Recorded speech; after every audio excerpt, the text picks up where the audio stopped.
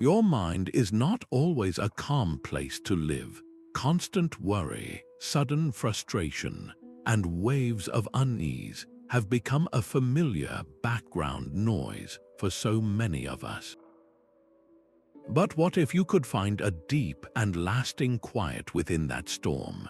2,000 years ago, the Roman Emperor Marcus Aurelius wrote, "You have power over your mind, not outside events." Realize this, and you will find strength. This is the core promise of Stoicism, an ancient philosophy that is startlingly practical for modern life. This video will guide you through 20 distinct Stoic mindset shifts.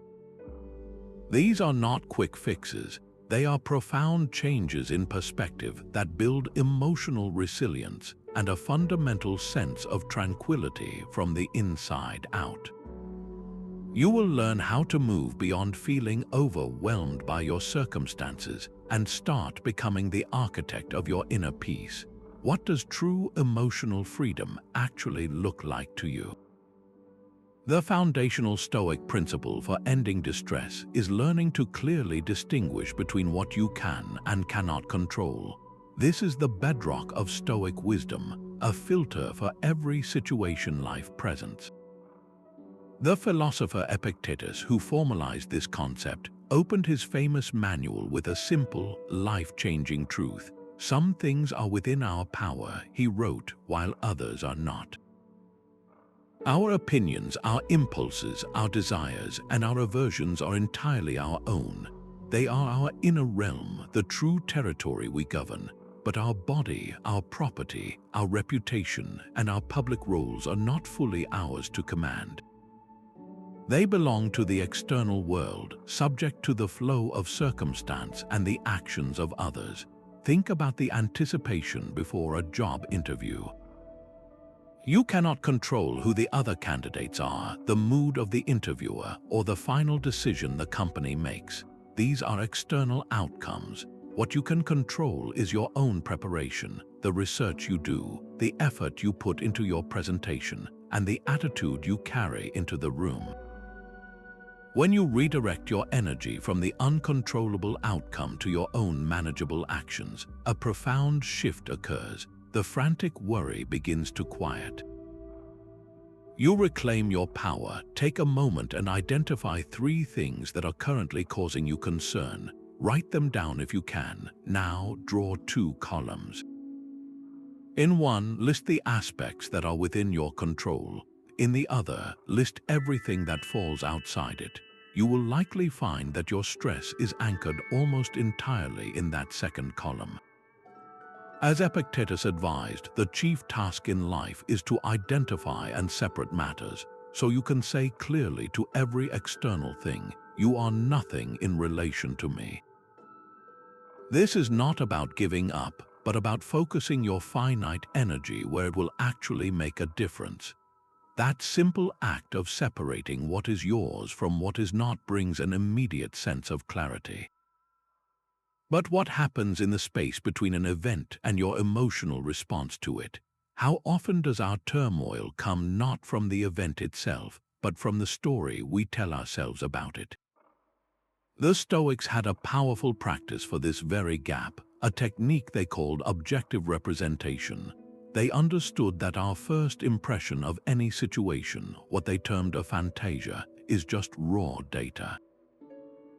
It is the initial sight, the sound, the piece of information. The trouble begins with the discipline of assent, the moment we choose whether to accept that first impression at face value or to question it. We instinctively add layers of judgment, prediction, and narrative onto a neutral fact, and it is this added story that triggers our distress. Imagine you send a text to a friend and receive a one-word reply, "Okay." The objective fact is that a message containing that single word was delivered, but we rarely stop there. We might tell ourselves a story that they are upset with us, that we have made a mistake, that the connection feels strained. We feel a knot of tension form inside, but that feeling is a response to our story, not to the word "okay" itself. Marcus Aurelius constantly reminded himself to strip away the value-laden story. He wrote, "Strip away the legend that encrusts it, see the thing for what it is, see it bare, look at the text message again, but this time see only the fact." A notification arrived. It contained one word, that is all. The story you weave from there is a choice. This is not about suppressing emotion, but about inserting a moment of clarity before the emotion can run away with you. Think of a recent moment that unsettled you. Now try to describe that event using only simple, factual, unemotional terms, as if you were a camera recording the scene. What actually happened, devoid of your interpretation? You will likely find the raw event is far less threatening than the drama your mind created around it. This practice of seeing things as they truly are, not worse than they are, builds a foundation of calm that is unshakable. Amor Fati is a Latin command that simply means love of your fate. This is far more than quiet acceptance. It is a wholehearted, active embrace of everything that happens to you, viewing every obstacle, every setback, and every piece of misfortune as not merely something to endure, but as a necessary and beneficial part of your unique path. The Stoics believed in a rational and providential cosmos, a universe where nothing occurs randomly, but where all events are woven into a greater, intelligent whole. Your task is not to fight the threads of your own life, but to love the entire tapestry, dark patches and all. The Roman philosopher Seneca, who was sent to the island of Corsica under difficult circumstances, did not see that period as a catastrophe. Instead, he wrote profound letters and philosophical works, later observing that his time away had actually been a period of immense personal enrichment. He used what seemed like a hardship as the raw material for building his inner strength and wisdom. Marcus Aurelius, leading armies on the distant frontiers of the empire, constantly reminded himself to greet every event, no matter how difficult, with the phrase, "This is what we need." He wrote in his private journal, "A blazing fire makes flame and brightness out of everything that is thrown into it. This is the core of Amor Fati. It is the decision to be that fire, transforming every experience, especially the challenging ones, into fuel for your own growth and integrity." How could viewing a current challenge in your life not as a curse, but as a hidden gift, fundamentally change your response to it? When you start to look for the purpose embedded in hardship, you stop being a victim of circumstance and become a student of your own life. A fortress stands quiet within you, untouched by the chaos outside.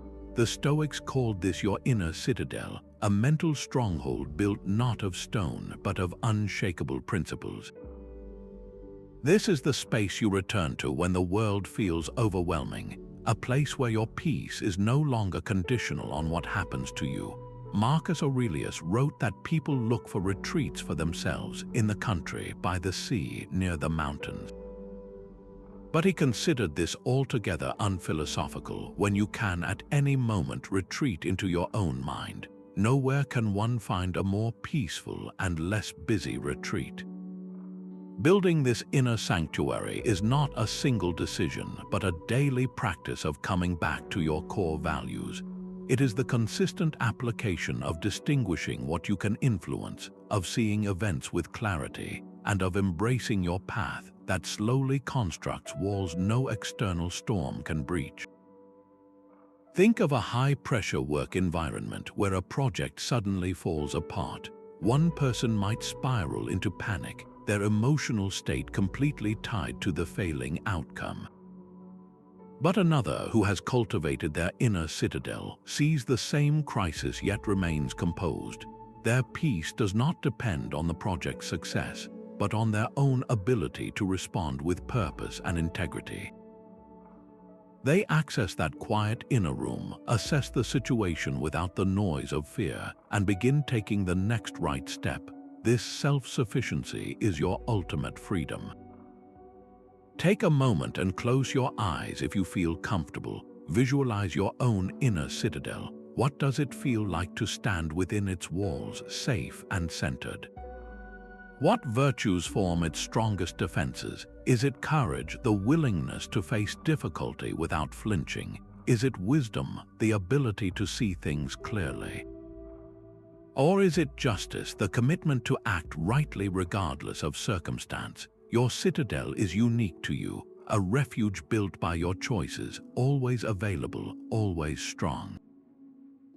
The Stoics did not see obstacles, they saw training grounds. Every hardship, every frustration, every difficult person that crosses your path is not a barrier to your peace but the very material for building it.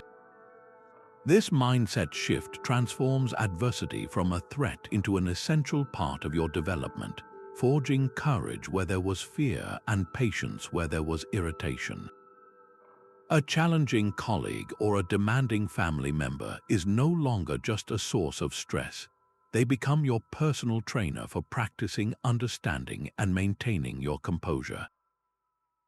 Epictetus, who knew a life of hardship, put it with stark clarity. He said, "The greater the difficulty, the more glory in surmounting it. Skilled pilots gain their reputation from storms and tempests."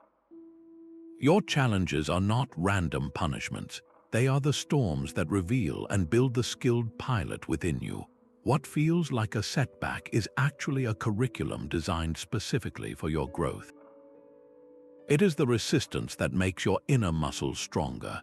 So take a moment and identify one current difficulty in your life. Now, list 3 ways this very situation is actively strengthening your character.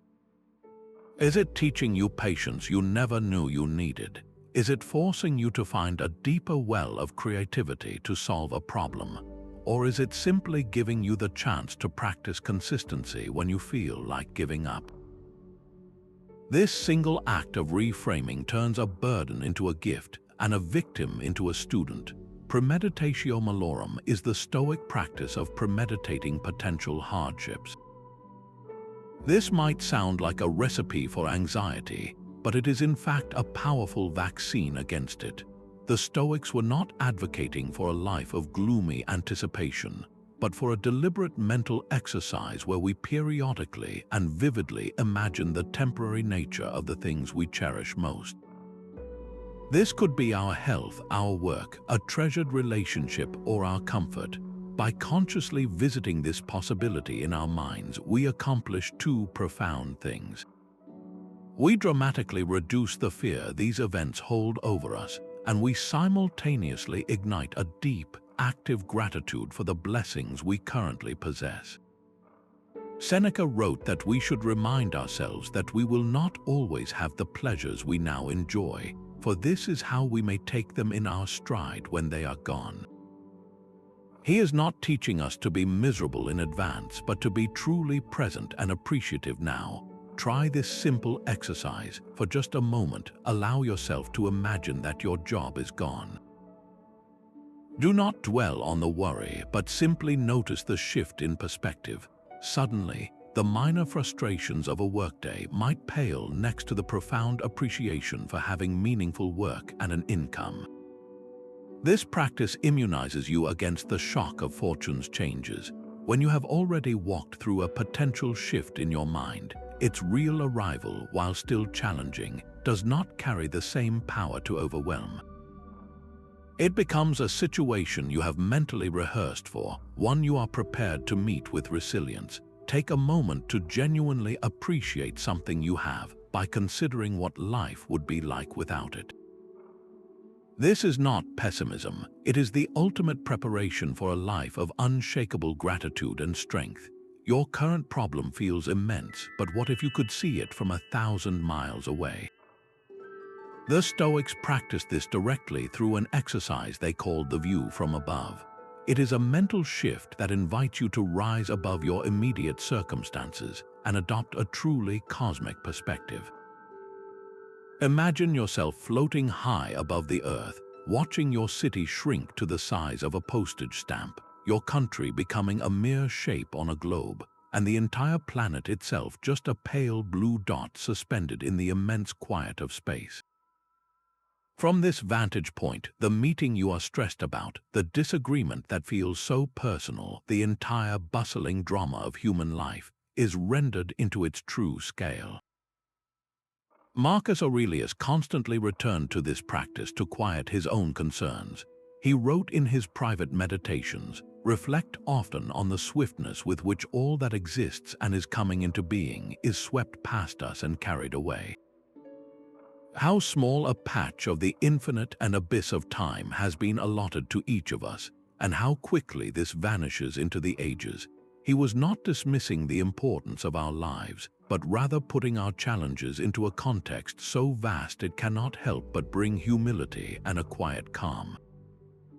Your biggest worry right now, the one that feels so urgent and all-consuming, try to describe it as if you were observing it from 1,000 years in the future.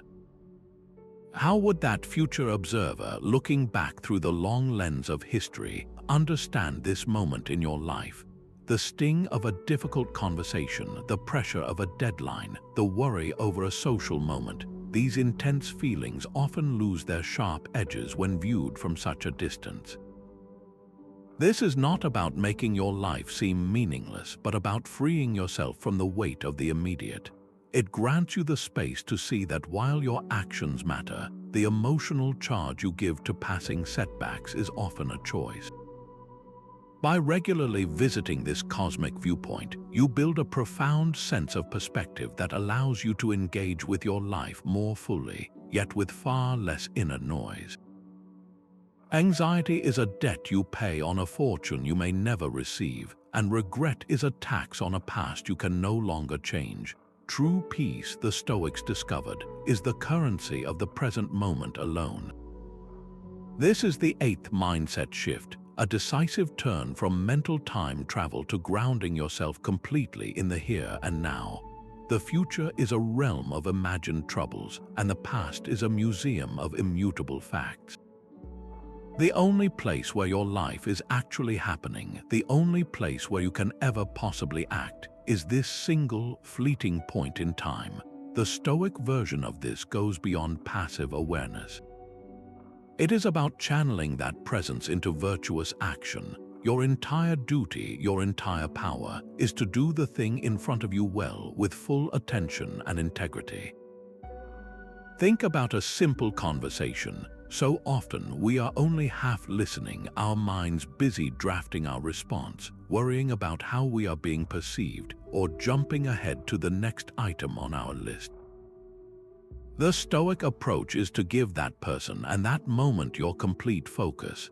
The quality of your listening becomes the action you take, and in that focused engagement, there is no room for social anxiety or distraction to take root. Seneca saw our habit of leaving the present as the greatest obstacle to a life well lived. He wrote, "The greatest obstacle to living is expectancy, which hangs upon tomorrow and loses today." You are arranging what lies in fortune's control and abandoning what lies in yours. What are you postponing until a future that is not guaranteed? What past experience are you still carrying with you? For the next hour, make a conscious commitment. Whatever you are doing, whether it is washing a dish, writing an email, or speaking with a friend, commit to being fully there. Notice the weight of the cup in your hand, the texture of your thoughts as they form words, the sound of the other person's voice. When your mind attempts its habitual journey to yesterday or tomorrow, gently guide it back to the only time that is truly yours. This is not an escape from your responsibilities, but the most profound way to meet them. How much of your emotional energy is spent on judging other people's actions? That quiet, internal commentary on someone's driving, a coworker's remark, or a relative's choices can become a steady source of irritation, draining your peace without you even realizing it. The 9th Stoic shift invites you to trade that habit of judgment for a practice of understanding. The Stoics observed that people do wrong out of a kind of confusion, a mistaken belief about what is truly good for them, not from a place of pure ill will. When someone acts rudely or thoughtlessly, they are, in their own limited view, acting in their own best interest. They are simply unclear about what is actually valuable. This is not to excuse unkind behavior, but to understand its origin, which allows you to respond from a place of clarity rather than reactive anger. Marcus Aurelius constantly reminded himself of this duty. He wrote in his private journal, "You can also commit an injustice by doing nothing. We are born to work together, like feet, like hands, like eyelids." So when faced with someone acting from misunderstanding, our role is not to seethe, but if possible, to gently teach or guide. When you are cut off in traffic, instead of immediately labeling the other driver as careless, consider the possibilities.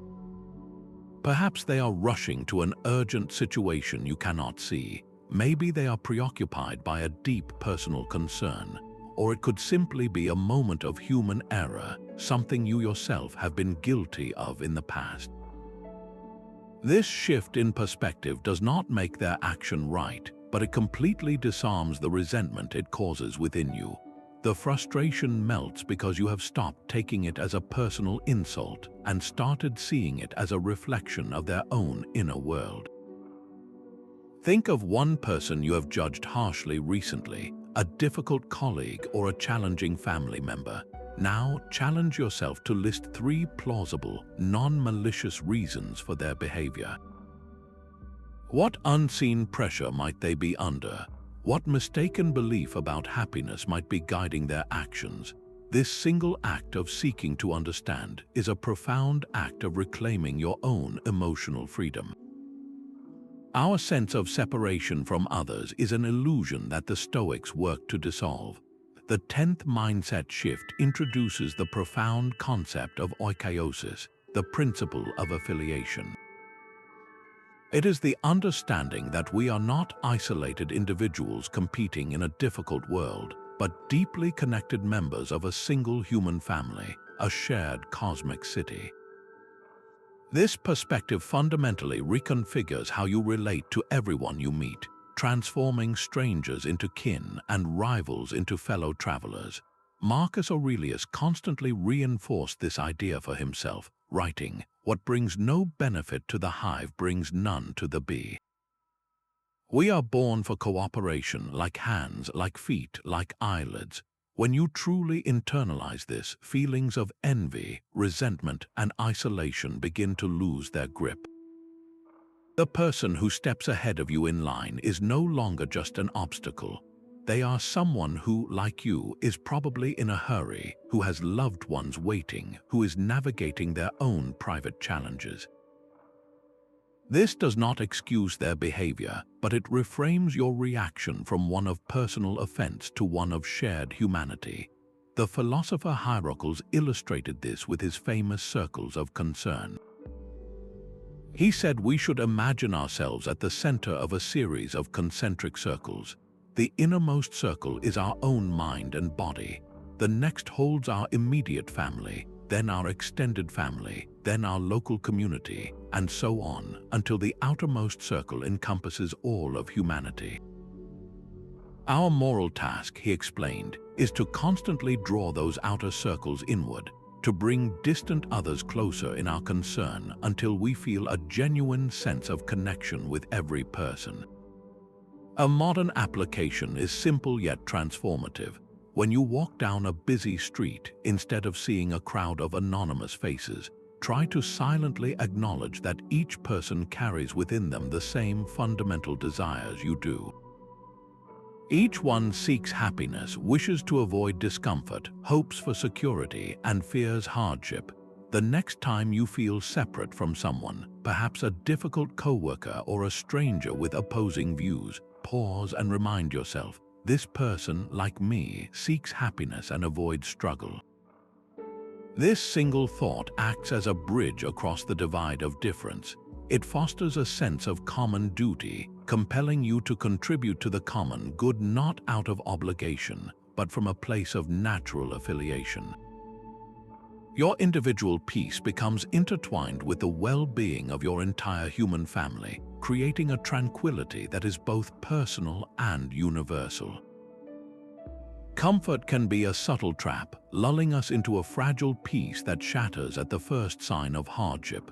The 11th Stoic shift is a deliberate antidote to this fragility, a practice known as voluntary discomfort. This is the conscious, periodic choice to embrace a small, manageable challenge to prove to your own mind that you are far more resilient than your circumstances suggest.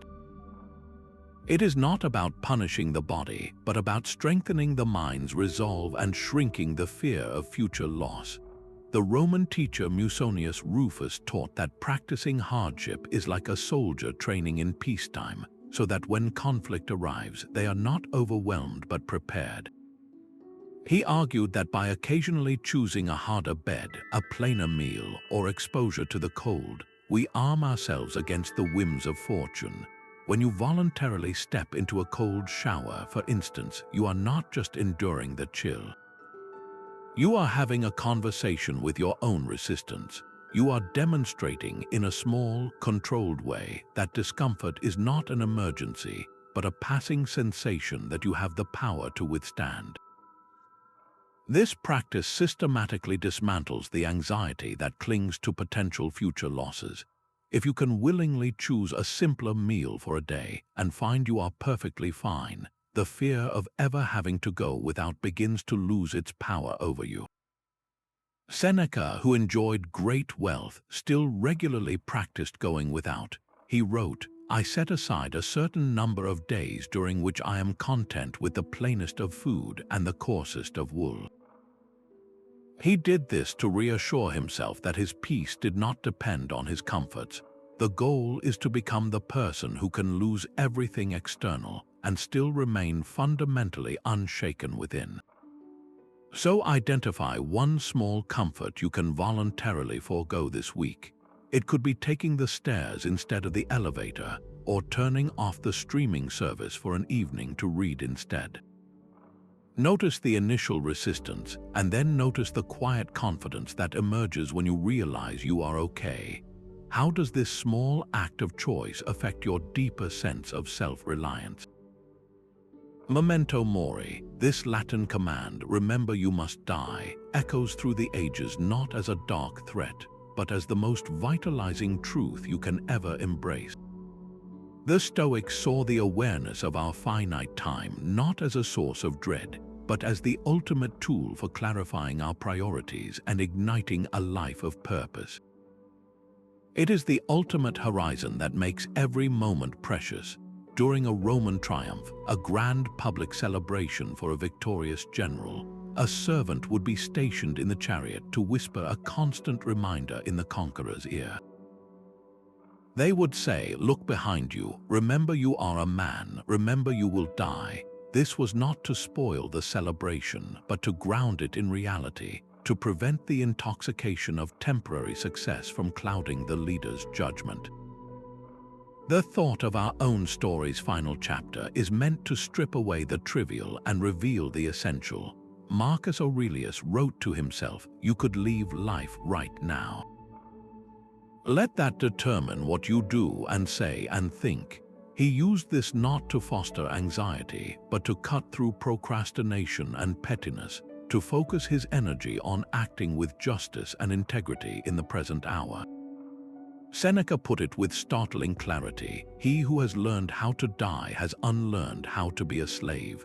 This is the profound liberation Memento Mori offers. When you are no longer a slave to the fear of that final transition, you become free to truly live, to make choices based on what is meaningful, not merely what is safe or socially approved. The thought of your story's conclusion makes you the author of its best chapters now. So let this question land with its full weight. If you knew with certainty that you had 1 year left to live, what would you stop doing immediately? What patterns of complaint, what grudges, what soul-draining obligations would you release? And just as importantly, what would you start?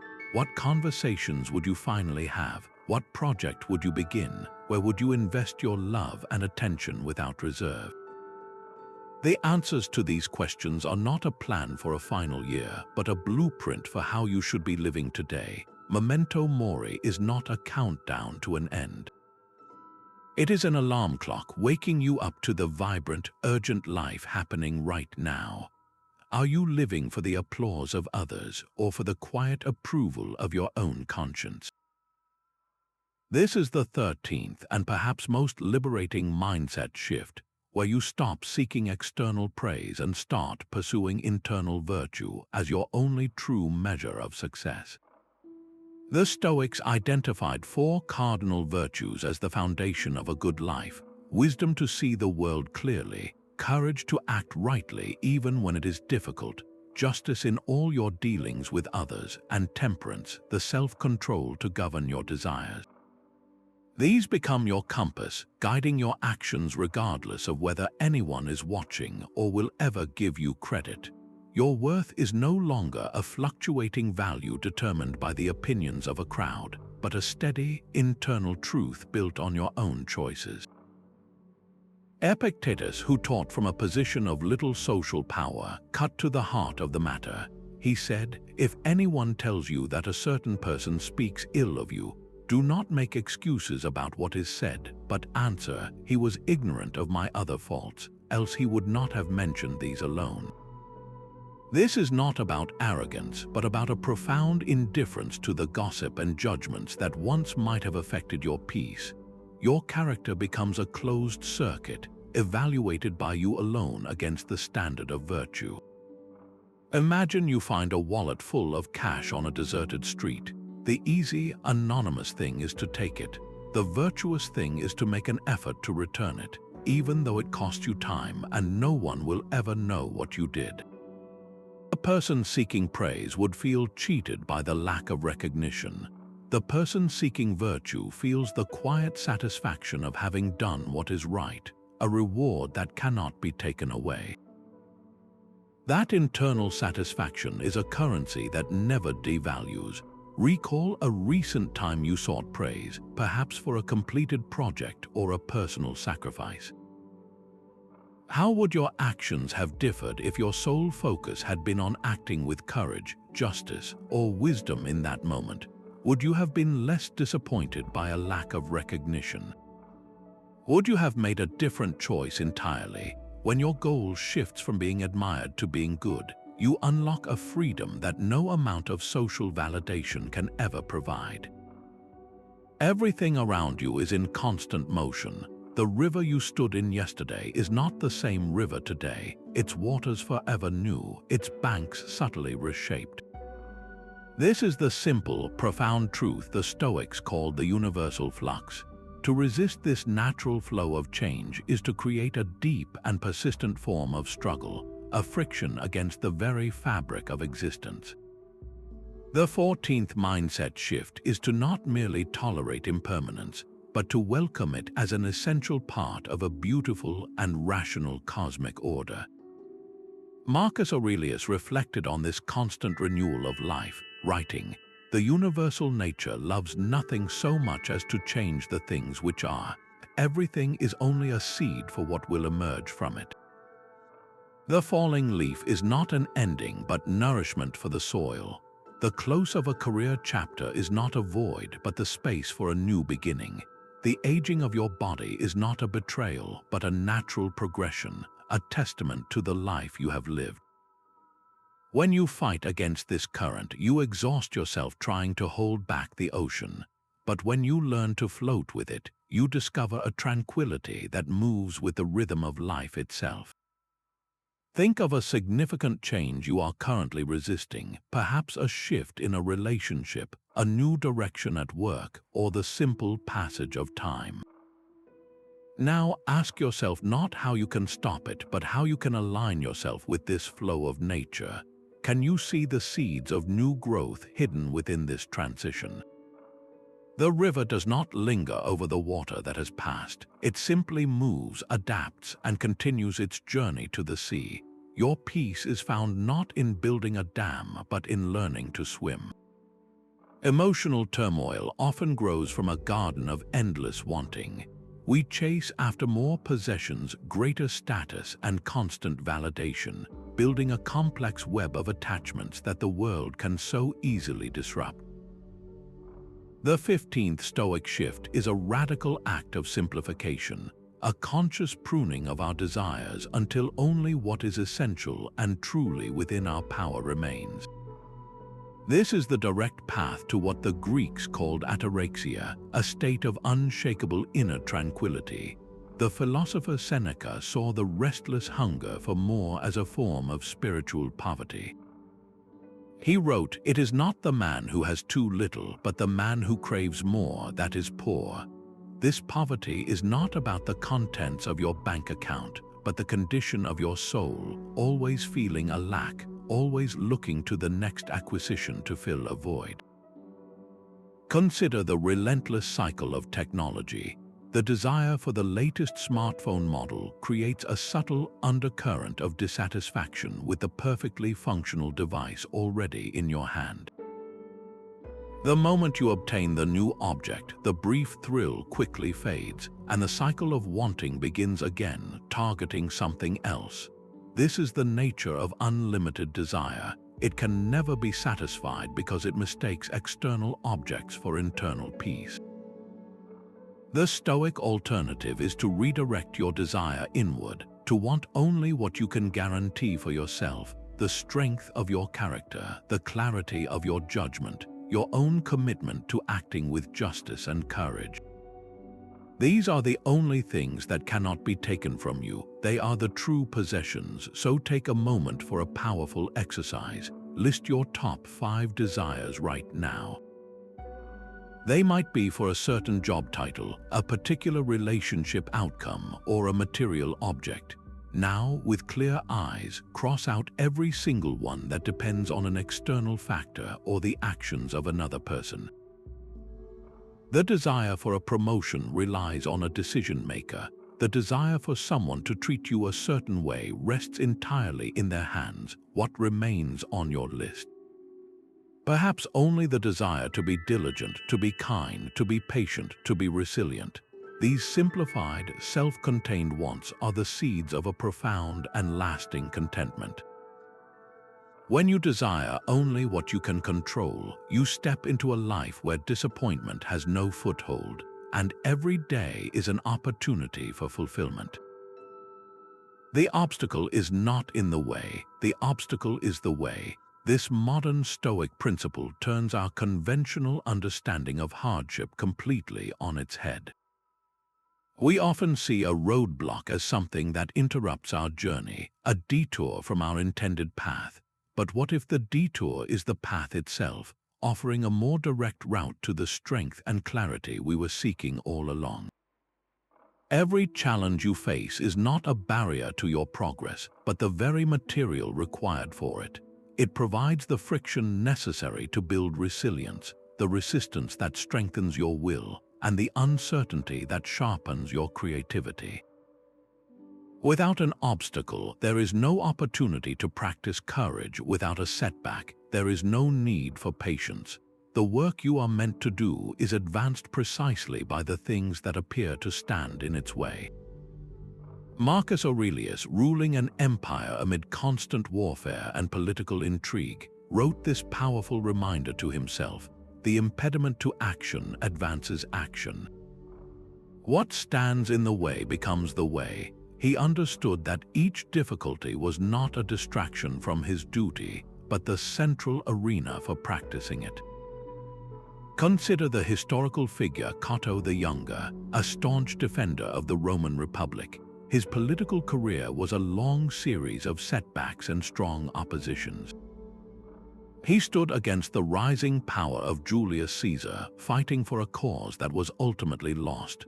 Yet, in his very defeats, he found the perfect stage to demonstrate his unwavering integrity. His challenges did not break his spirit. They became the fuel for his legendary commitment to principle, a legacy that would inspire thinkers for centuries. His life demonstrates that sometimes the most profound success is not in achieving the outcome, but in how virtuously you navigate the attempt. So look at a current obstacle in your own life, whether it is a project that seems stalled or a personal goal that feels out of reach. How can you reframe this very situation? Is this delay forcing you to build a more solid foundation than you would have otherwise? Is this rejection guiding you toward a direction that is more authentically yours? The obstacle is not stopping you. It is shaping you, demanding that you become more resourceful, more determined, and more creative than you were before. This single shift in perception transforms every problem from a wall into a doorway. A vast, invisible web connects every event and every being. The Stoics called this principle sympathy, the profound understanding that we are not isolated islands, but integral threads in a single, living cosmos. This mindset shift moves you from feeling like a solitary individual facing a chaotic world to recognizing your place as a conscious part of a rational, interconnected whole. That sense of separateness, which can sometimes lead to feelings of isolation or a search for purpose, begins to soften when you see how your life is woven into the fabric of everything. Marcus Aurelius reflected on this unity, writing that all things are linked with one another and the connection is sacred. He described one universe made up of all things, one divine presence moving through all. He saw the cosmos as a single city, a shared community of which we are all members. This perspective transforms the significance of your actions. A simple choice, like refusing a single-use plastic item, is no longer just a personal preference. Viewed through the lens of sympathy, it becomes a vote for the health of the planetary system you are part of, a small but real contribution to the well-being of the whole. Your efforts at work, your kindness to a stranger, your patience in a trying moment, these are not contained events. They send ripples through the human network, affecting moods, influencing decisions, and subtly shaping the character of your shared world. Your existence is a conversation with the universe, and every action is a sentence spoken into it. How does recognizing your deep connection to all people and all things change how you want to act today? Does it invite a little more patience, a little more consideration, a little more deliberate care in the choices you make, knowing that you are, in a very real sense, contributing to the world you will also inhabit? Do you see yourself as a victim of circumstances or as a student of life? This is the 18th mindset shift, a fundamental choice between two postures that define your entire experience. The victim sees hardship as an unfair punishment and assigns blame outward. The student sees the same hardship as a challenging but essential curriculum and looks for the lesson within. The event itself does not change, but your relationship to it transforms completely, turning a source of pain into a source of power. This is the move from a passive recipient of life's events to an active, curious participant in your own growth. Every setback, every disappointment, every frustration becomes a piece of data, a feedback loop revealing where your understanding was incomplete or your approach could be refined. Think of a personal project that did not work out as you had hoped. The victim mindset laments the time invested, notes the absence of support, and feels disheartened. The student mindset, however, gets curious. It asks what this outcome can teach about planning, about communication, about the environment itself. It gathers the data without self-judgment and uses it to build a wiser, more effective strategy for the next attempt. Your experiences are not verdicts on your worth, but the raw material for your development. Epictetus, who began his life in servitude, understood that our most difficult moments hold our most important lessons. He said, "Difficulties are things that show what men are." In this sense, the obstacle is not merely something to be endured. It is a mirror reflecting back to you the current limits of your patience, your resilience, or your creativity, revealing the exact areas where you have the opportunity to grow stronger. Your true teacher is not in a comfortable classroom, but in the friction of daily life. So choose one recent event you labeled as difficult, a misunderstanding with a friend, a missed opportunity, a plan that fell through. Now shift your posture from victim to student. Ask yourself, what is one concrete lesson this experience taught me? Did it reveal a hidden assumption that was incorrect? Did it show you a boundary you need to set more clearly? Or did it simply teach you how much you are capable of navigating? This single question reframes your entire history, turning a catalogue of challenges into a living textbook for wisdom. We instinctively reach for labels, slapping good or bad onto the events that flow past us each day. This 19th shift asks you to pull that label maker back and reserve your judgment for the one thing truly deserving of it, your own choices and actions. The world outside your reasoned will is simply a series of appearances, neutral in itself. It is our added judgment that paints these events with the colors of fortune or disaster. Epictetus offered a simple but radical instruction, reminding us that things are just what they appear to be and nothing more. The rain that cancels your outdoor plan is not a bad rain. It is simply rain. The traffic jam that makes you late is not an evil traffic jam. It is just a collection of cars moving slowly. The event is neutral. Your reaction, however, your frustration, your impatience, your internal response, that is not neutral. That is something you can and should judge. It is the only part of the equation that truly belongs to you. When you stop labeling the external world, you drain it of its power to dictate your inner state. A missed flight becomes a circumstance, not a catastrophe. A critical comment becomes a string of words, not a personal attack. Your energy is no longer spent fighting the unchangeable facts of the day, but is redirected toward managing your one and only responsibility, your own character in response to them. For the next 24 hours, make this your practice. Refrain from labeling any external event as good or bad. When you feel the urge to declare something a misfortune, pause. See the event for what it is, a simple occurrence. Then turn your judgment inward. Ask not whether the event is good, but whether your response to it is wise, is courageous, is just. This single day of disciplined perception can reveal how much of your inner unrest was never about the world itself, but about the labels you were so quick to place upon it. This final mindset shift asks you to listen for the rhythm of a deeper current.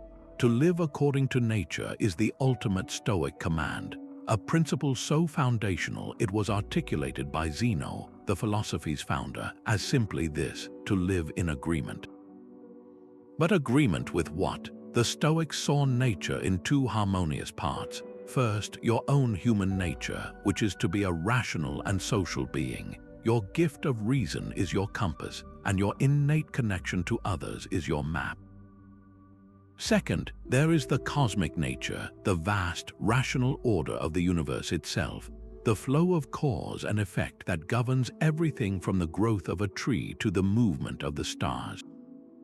Your peace is found when your personal nature aligns with this universal one, when you use your reason to act with virtue and fulfill your role within the human community.